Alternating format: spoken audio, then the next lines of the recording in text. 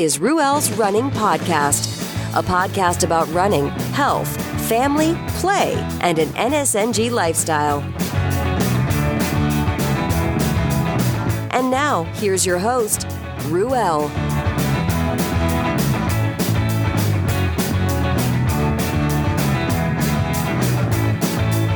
Excuse me as I rock on.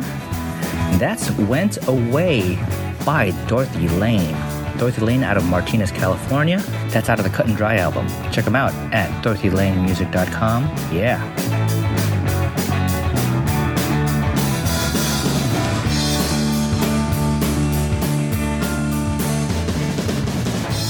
Hey everybody, welcome to Ruel's Running Podcast. I'm your host, Ruel Abadam. What's going on? How's everybody doing? What's going on in your world? Are you driving? Drive safe. Are you having a cup of coffee? Cheers. Yeah, what's up? So, I have my cup of coffee. My cup of coffee is running low. And that's a sad thing. No one should be operating on a low cup of coffee. It's not a cup, it's a mug. It's a mug that says boo. And it's one of the best mugs I've ever used as of late or recently. That means the same thing, right? When someone says as of late or recently, that's pretty much, why would you waste your breath on extra words and just say recently or lately? English is such a difficult language to master. I always said that way. So racist. So yeah. What's cooking, y'all? I haven't done one of those in a while. Well, I am cooking. I'm kind of, since the summer vacation, I've, well, who am I kidding? I'm always down to do some steaks. So nothing exciting yet exciting. And I realized that I enjoy picking up some tri-tip steaks, some small tri-tip steaks to fry up on a dry cast iron pan. Those are sort of like the go-tos for when on vacation and staying at a hotel that has a kitchen, or like the last trip to Arizona, I was still able to do the cook-up steaks on the balcony with a portable stove. Yummy. But I realized that if I don't find those, I'm basically looking for sirloin. More recently, petite sirloin. I don't know what the difference is, but in my mind, they're all the same thing. Same thing. The steaks are the same thing, you idiot. Sirloin, petite sirloin, tri-tip, I'm down. And yeah, so I've done a ton of steaks recently, as of lately. Not only for meal prep, so that my wife has some grub to take to work, but as at the tail end of summer, my middle child has been down for steaks as well. It's kind of like this. This is what's been cooking. My oldest son, hey Dad, do you have any fish sticks? I want fish sticks. I'm like, okay, I'll get you fish sticks. My youngest, I want hot dogs, or I want bacon, And then my middle kid had been on steak. Nice. I swear that middle kid is ketogenic. So he, I'll put steak on his plate. I'll help him out, and I'll get the kitchen shears, and I'll break up the steak so that he doesn't have to deal with, cutting it up with a steak knife or whatever. I'll break up the steak with a kitchen shears so it's easy for him to just consume, and I'll have his starch, which is, I'm Asian, we're Filipinos, and it's a side of steamed rice. And the way he approaches his meals is he'll eat all of his meat first, and then if I don't say anything, he's not even going to touch his rice, which is awesome. But it's also not awesome. But it's awesome, nutrient-wise, health-wise, he doesn't need it, right? Food-wise, waste-wise, money-wise, like, dude, that's going to go to waste, I keep hoping that you will just clean out your plate and not leave any leftovers, because I can't always consume what the kids have as leftovers, because, that's how you acquire, that's how you develop dad bod. Dad bod. I should make a shirt. I should contact Abadam Studios and say, hey, can you make a shirt that says dad bod? And, it won't be, it'll just be generic, just say dad bod. And no matter what bod you have, that's your dad bod. And just don't have breasticles on, because then, don't be a woman wearing the dad bod shirt. Dad's bod. So yeah, but what else? So, I realized that we have a ton of frozen salmon steaks in the freezer from various points in time. We've gone grocery shopping, like wild silver coho or whatever, skinless, boneless, and then some other wild salmon steaks with skin and whatever. So, and the reason why we have them is because in the past, my middle child has shown an interest in eating salmon. When as a parent, that when you have kids who are show an interest in a particular food or a new food, then you almost double down on the fact that they're going to want to eat it several more times, so that as a parent, as a provider, that you have options for your child and you're not kind of settling down on the same thing all the time, and you want to increase your child's palate, and taste for different things. And hey, some good salmon is some good salmon, and good salmon is good salmon. So got several of these things that need to be cooked, and so that's what's going on. Did that recently in the oven, just season the thing, very basic, and I wrap it in foil just so that it doesn't dry out. And I stick it in the oven that had been preheated to 450 degrees, and somewhere around 4 to 6 minutes, and the is all it takes. Don't want to overcook it, but personally, I don't care. If it does get overcooked, I'm still gonna eat it. So that's what's cooking. What's cooking in your kitchen or your balcony? Yeah. It's a little family talk, because I rarely talk about family.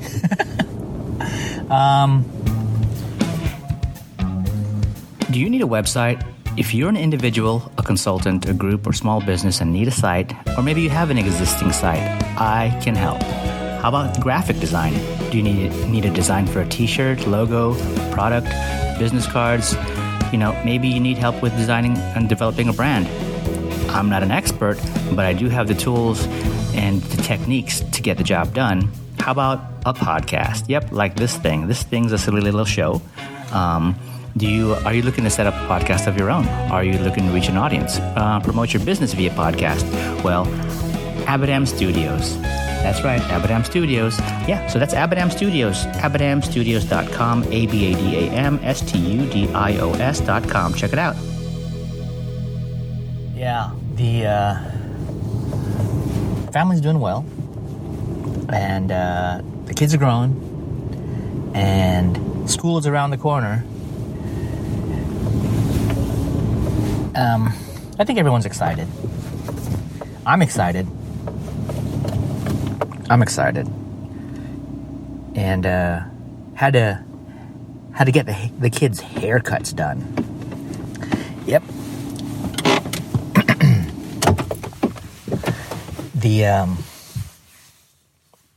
I had two of the kids. Two of the kids recently had their haircuts, and the day before that was the other one, because I really just don't have 13 kids, Vinny. Yeah, so the first haircut a couple days ago was my oldest, and when I do the haircuts for the guys, and I could do the haircut for the girl, but I don't. That's what you don't know about me. I'm the haircut guy. I was the haircut guy since high school. And there's a ton of you guys that do the same. You just get yourself some electric clippers and you just buzz the heck out of your cranium. or even some of you guys just go all out, shave it all off. But I've never done that. I've gotten close to that, but I've never done completely smoothed and shaved my own head. But in high school, growing up in a time where hairspray, gel, and mousse, and a ton of styling, and I swear to God, it was like, once you got your hair styled, don't touch my hair. Not because you didn't want the way you sculpted it, styled it to get ruined, but depending on what product you use, you would cause flaking of the hair product, and then you just have a hair full of flakes. Look dumb. But yeah, I started cutting my own hair in high school, and then I forget how it started, but then I started cutting, friends' hair, and then what's the cool thing about when you're in high school is you're an idiot and you're a drone, and for the most part, the way you sort of socialize is you find your buddies and then you sort of do the same things your buddies do. So as I did the first haircut, then others followed. I'd cut hair in the garage. People would come on the weekend. People would call. Back then when there wasn't texting and you could actually use a phone, like the rotary dial or the push button phone, boop boop boop boop boop, or that thing. That was my impression of a rotary phone dial.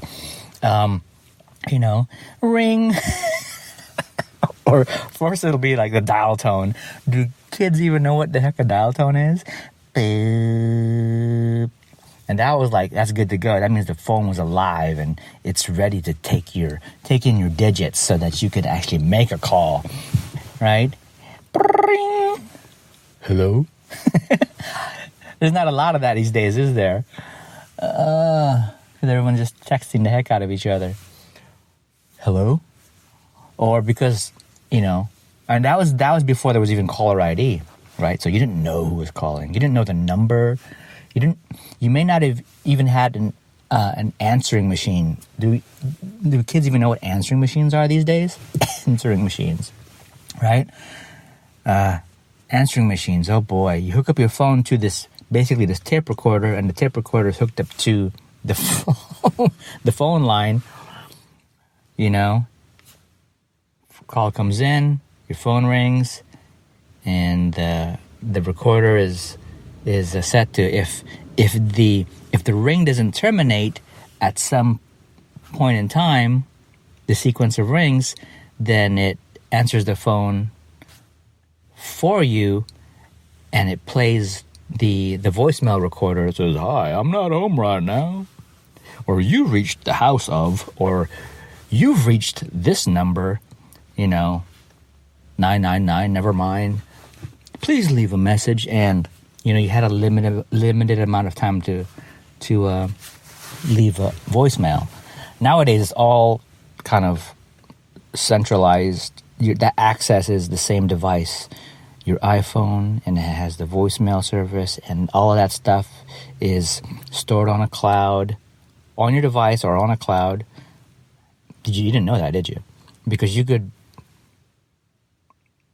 get a new phone on a new iPhone and restore a backup, and it'll even, if I'm not mistaken, even include any stored voicemails that you had. So all of your voicemails of, "Where's my money? Give me my money." Or, "Where are you? I'm waiting for you. I'm already here." Or, "Pick up. I need to talk to you. I don't know what to do. I was trimming the hedges, and I think I snagged my sack." Those types of voicemails, because we all get those voicemails.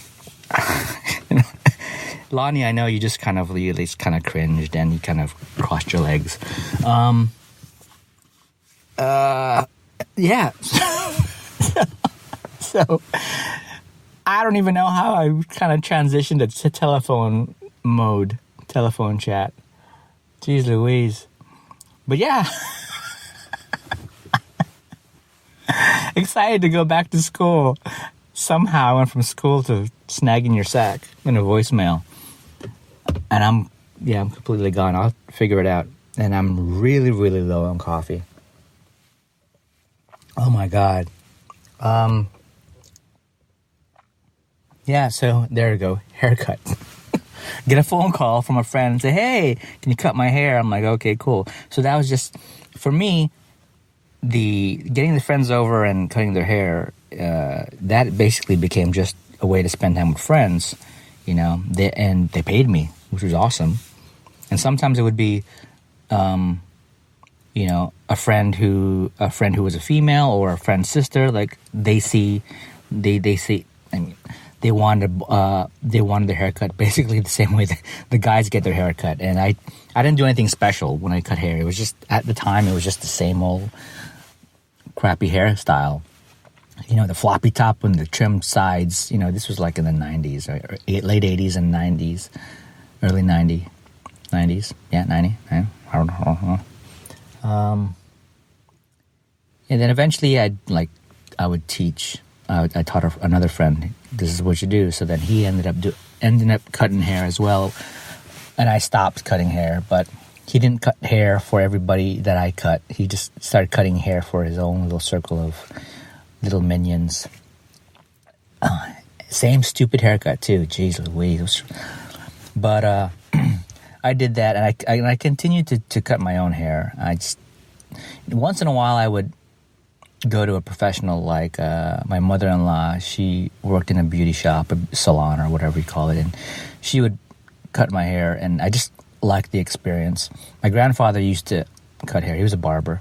He would either cut my hair at home because it was just we lived under the same house, or I think maybe once I walked into the barbershop where he was at before he retired and got my haircut there.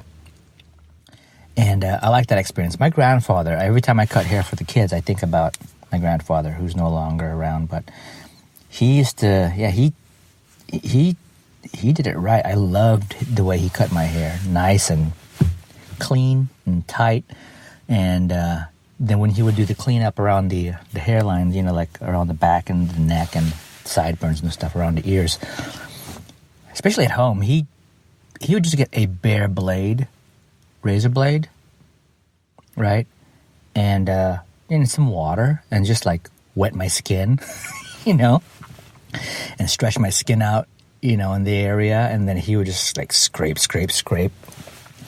And I'd be like, oh my God, this old guy's with a bare blade and he's cutting me, he's he's shaving around my neck and my ears, and I'm like nervous, obviously. I think there was only one time he nicked me, but every time he was done, it was like fantastic, like, oh my God, and to me that was a way to spend time with my grandfather. My grandfather was pretty. We didn't hang out. We lived in the same house, but I was a dumb teenager, so I often did my own thing and was into my own interests. And he was just, the patriarch, if you will. He was just kind of like sitting on his chair outside of the house and just sort of either smoking his pipe or just chilling out. And he had this thing where some parts of the day, and I think this was just, he would just have this electric massager just massaging his back. I just thought like, oh, that's just my grandfather. He's old. He just needs a massage, and he's just giving himself a massage. So he, thinking about it, he might have been in pain kind of semi-regularly, and we all just sort of accepted that's just what he did. He massaged himself. He smoked a pipe, a tobacco pipe, and he gave me a haircut. And then my grandmother would cook him some meals, and then he would sometimes complain, like, why am I eating this? This is because the doctor says you're supposed to eat, avoid eating this and that thing, because cholesterol and this and that. And like, then his response would be like, what am I going to eat? I'm supposed to starve? And I can go on a whole thing about how he probably, towards those last several years, he was just going through the same bad advice from doctors about what to eat, and then how to be prescribed medications and what to take, and how I think, it led to him, getting things like, suddenly my back's hurting a lot more, and I'm having to massage it, and yeah, I'm just speculating, but yep, I often think about my grandfather, and because there was one time he asked me to cut his hair, and it was like, whoa, it's kind of like, I don't know, it's a bad example, but if you like see you're like a celebrity or an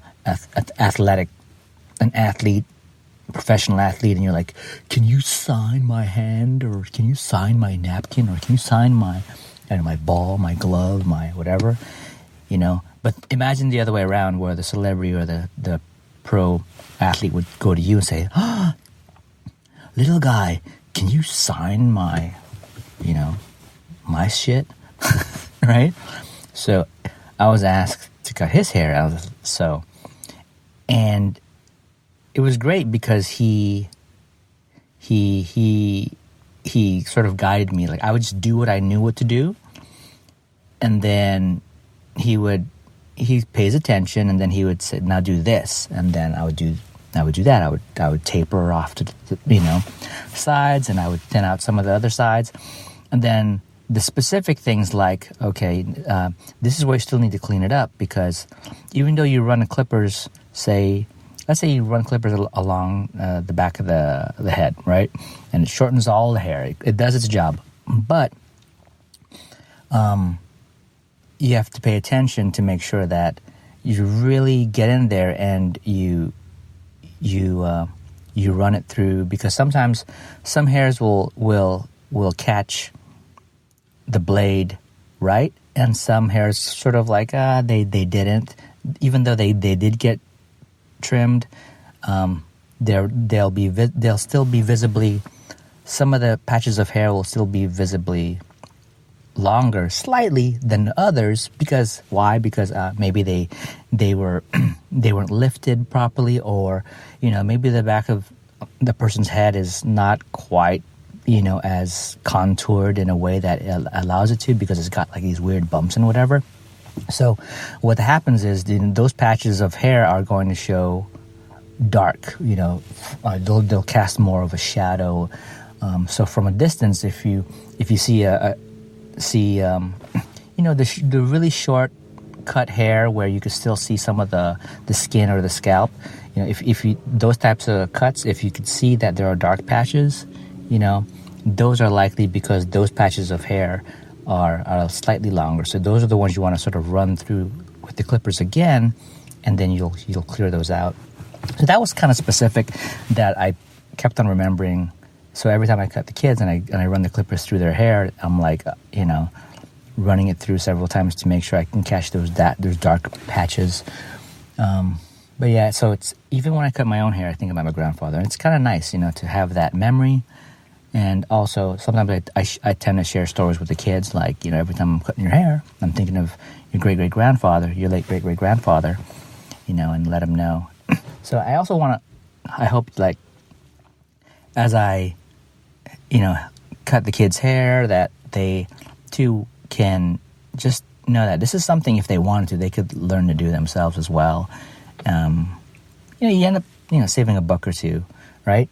You don't have to, and time, you know, spend time heading over to a place to get your own hair cut. But anyway, the kids are at a point where they're, you know, they're older and they don't want the buzz cut. They want a little bit of style. So, where early on, I would just buzz them and taper and clean up. Now I'll do that, but then on the top of their heads, I would leave a little bit more length, and I'd have to use the shears and the thinning shears and come up with my own sort of strategy of how to trim them, you know, nice and neat, you know. My youngest son, he likes the sort of the faux hawk sort of style, so I gotta leave a little bit of length so that you can run through some gel. You know, these days, the hair products, if I had like the kind of gel that my son has these days, man, it would have been awesome, because it's some good stuff. It's some good product. My oldest son, he's not into the whole faux hawk thing. He doesn't want his hair spiked up. He likes it sort of like smashed down and flat, you know. And faux hawks weren't a thing when I was a teenager. Mohawks were a thing. I never went full mohawk. I mean, literally, when you're doing a mohawk, you're doing, you know, you're leaving that strip of hair on the top, and everything else is smooth shaven. It's like the Mr. T, right? That's, you know, there was no faux hawk. There was mohawk. So did the first kid, and then the following day had the rest. Actually took the girl to a sort of a haircut place. I forget what it's called, pigtails and whatever, ponytails and pigtails or something like that. So it's geared towards getting kids' hair done, right? You walk in and there's a set of chairs that are for like the younger customers, like my daughter. You know, you climb up into, well, basically it looks like a race car and an airplane, a fire truck and a police truck, police car, you know, and you get your hair cut in any one of those things. And then there's a few set of chairs that are just basic chairs for the older kids. And they're very kid-friendly. The space is nice. They've got, like, tables for coloring and drawing, and they've got a train table for the kids so they could play with tracks and stuff. You know, they've got TVs everywhere playing. What were they playing the other day? What were they playing? They're playing some DVD. I think it was Frozen or something. Can't remember. But yeah, she had hers done. I'm like, I had to watch to learn, because there may be a day where I'm like, you know what, I'm game. I'll just cut your hair. Why? But, you know, it's nice to see your little girl go through that experience, sit in a chair and get it done by a pro. And, you know, and they do all the little extra things like, you know, they compliment her, because I don't ever compliment my daughter. No, they like, are you excited to start school and that type of stuff? And they're like, she's like, you know, would you like some braids? And like, I mean, I could do some basic braiding, but you know, they do like little braids, and they finish it off with some ribbon, you know, a ribbon bow, and you know, would you like a lollipop? They're like, wow, like she gets that extra treatment. I think, you know, that's nice to see. For her, it's also, feel extra special, and she gets to sort of get used to that interaction, so there's no fear of being with a complete stranger and having them sort of, brush and comb and clip your hair. So that's important, right? The last thing you want is for somebody to to just have feared that contact, right? And it's normal to be able to when you go to a hair salon or a barbershop, that's the normal interaction. Someone's going to comb your hair. Someone's going to touch your face, touch your ears, because they gotta do their work. You gotta get groomed. So yeah, that's that. And it's getting, from what I heard, really busy this, leading up to the first day of school in the district, and the gal who was running the hair shop was like, I was up last night. I was kind of nervous because I knew I was going to be short-staffed. And school's going to start. It's going to be a lot of kids rolling in to get themselves done. Over here, it isn't the first, today is not the first day of school, but it's an on-site registration, on-site walkthrough type stuff. It's an opportunity to go and just, see folks, see staff, see other people in the community. It's an opportunity for us to see the teachers that we haven't seen since last year, and opportunity for the kids too as well, and as well as see their friends, their schoolmates. Opportunity to see the kids' teachers from last year if they're still around, and it's also an opportunity to get your first photos taken, and so that schools have a photographic record of the child. That stuff shows up in the system, that's not only does it show up on the system, but it's also like the school picture. The individual school picture, as opposed to the class, because they wouldn't have been in class yet. Then followed sometime later in the year, there's another opportunity for pictures.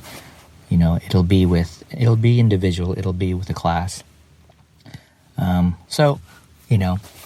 want to get your kids' haircuts done so that if you do the pictures, they don't look like a mess from the summer. And that's what I did. Yeah. That's it. That's family. Yeah. And some hair. All this hair chat and phone chat. Ugh. Goodness gracious. Yeah. And once I have the opportunity, I keep talking about it. This is a running podcast after all. This is the hub of all things running. Everybody turns to this podcast to get their insight and their information and tips and how to run, right? Hope you guys learned a lot. Happy running. I haven't even thought about running. I'm just too busy. But I am podcasting, clearly. Recently published an episode, or scheduled an episode that it would have been the one before. No, not this. Would it be? I don't know. I can't remember. But yeah, yeah, it's been busy. I did also. Have you guys heard of the Service Guys podcast? It's a great podcast. The Service Guys podcast with Lonnie Beecham. That's a great podcast. You guys should check it out. There's an episode out. Lonnie invited Sarah Klein, who is a military housing advocate. She's with the Military Housing Advocacy Network, which is also the website, militaryhousingadvocacynetwork.org. Yeah, and on the Service Guys podcast, they talk about what's going on there, her work there, and you should check it out. It's important, in brief, and I was there too. I spoke with her. I spoke with her as well. if you imagine, maybe you're in a family, or a family who is in the military, and you get subsidized housing, or your house, you get housing basically, whether it's on base or facility or not. But you have a problem with your home, and the home has like mold and stuff, right? And that's not right. Nobody should have to, be in unhealthy living conditions, especially folks who are serving, in the military. Let's say, let's imagine someone's a spouse of a service man or woman, a service person, and their home in military housing with, let's say you have like little kids or newborns, right? And there's mold in the house, and that's not good. And so Sarah Klein and the MHAN, they help folks who are in that situation, so that those problems could be avoided or rectified. And it's important, because it's not right.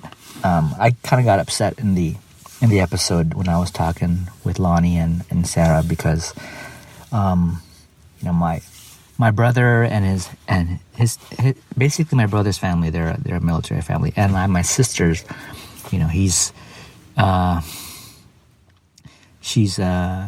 my brother-in-law is retired Navy, so military families I'm close to military families, and I understand the sacrifice. Fortunately, not the ultimate sacrifice in any one of my family members, but the sacrifice nonetheless.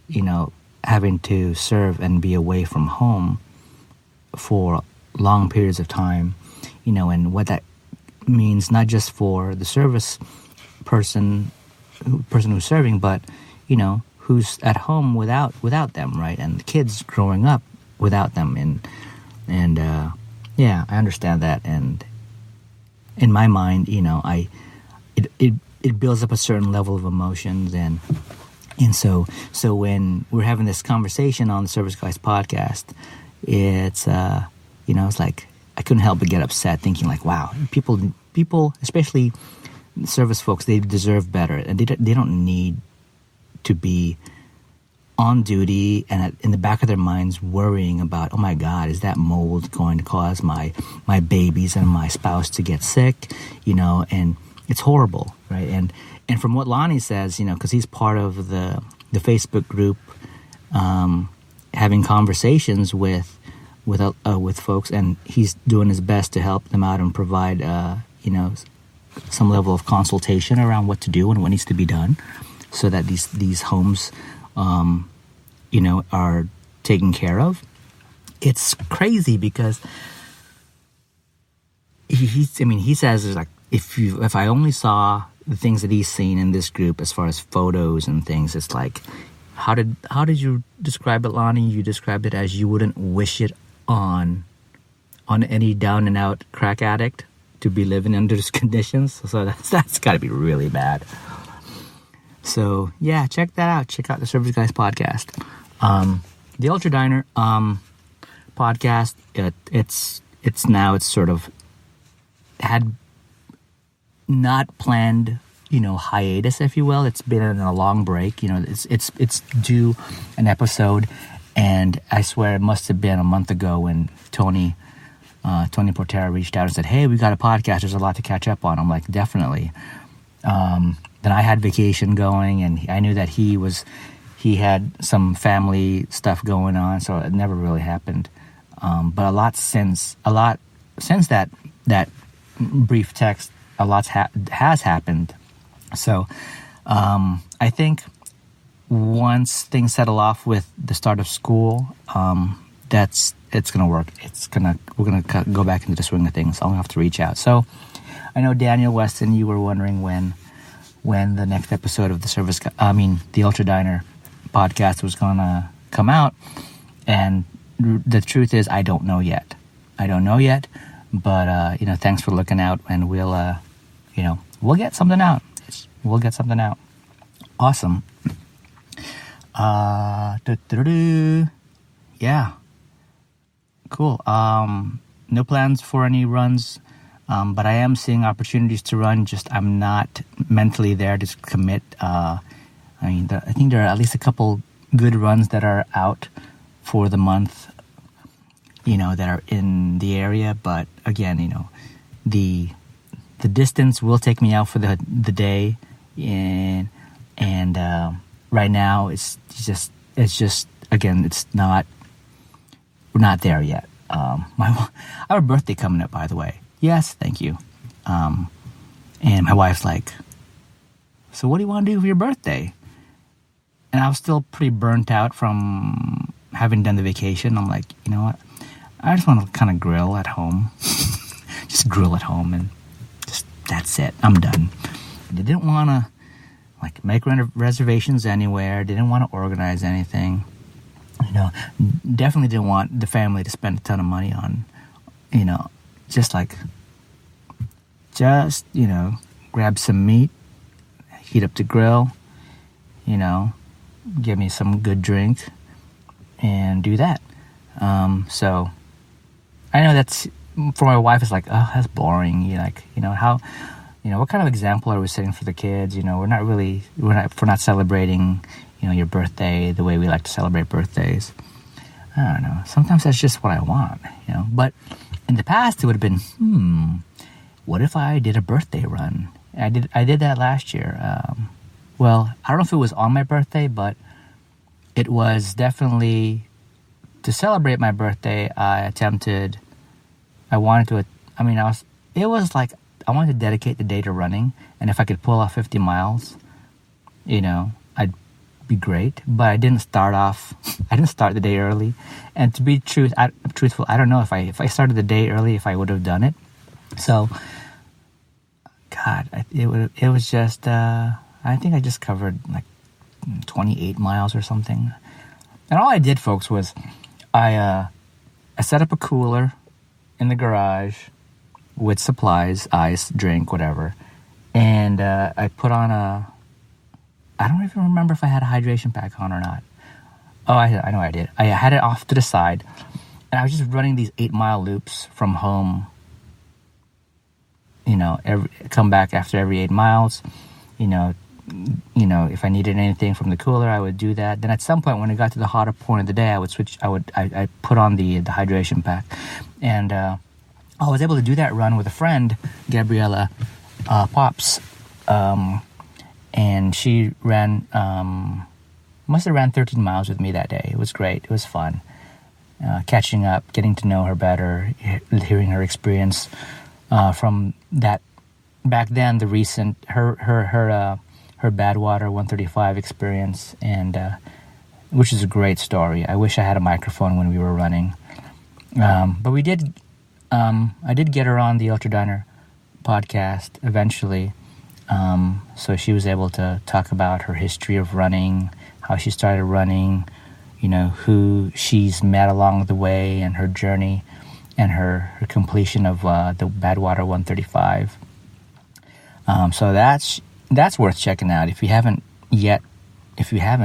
caught the Ultra Diner podcast, check out the Ultra Diner podcast. Look out for Gabriella's episode, the interview with her. Yeah. And I'm about to wrap it up. And last thing I want to say is, it's been out. It's been released for a little over a week now. Fat, a documentary. Go check it out on iTunes, Vimeo, streaming, wherever streaming is streamed. Fat, a documentary, right? The film. It's good. It's something really worth, let's put it this way. If you give a crap about your health and your family's health, then, take a little bit out of your time and watch this film. Just don't tune on The Bachelor or Bachelorette or the news. Tune in Fat a Documentary. And you're welcome. All right, guys. I'll catch you when I catch you on the next episode. Eat something delicious. Hug your friends. Hug your family. And go run something. Bye. Thanks for listening to Ruel's Running Podcast with Ruel. If you like what you just heard, share it with your friends and your enemies. Also, be sure to check out the site over at ruelsrunning.com. This has been another Coffee with Heavy Cream production. Join us next time for another silly show of Ruel's Running Podcast.